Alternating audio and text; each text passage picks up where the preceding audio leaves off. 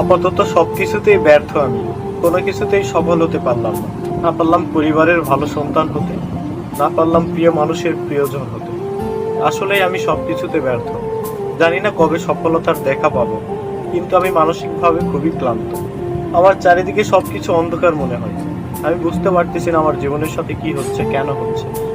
তবে আমি হেরে যাচ্ছি প্রতিনিয়ত। জানি না কবে জিততে পারবো। তবে সত্যি আমি মানসিকভাবে খুবই ক্লান্ত। কেউ আমাকে বুঝতে চায় না আমি কেমন আছি।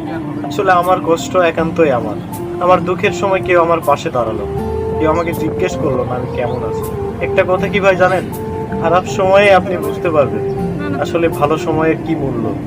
কত সুসময় অপচয় করেছিলাম ভুল মানুষের জন্য। একটা সময় ভেবেছিলাম তারাই আমার সবকিছু, কিন্তু দেখেন এখন বুঝতে পারছি আসলে কে আপন আর কে পর। আমি সবকিছুতেই ব্যর্থ।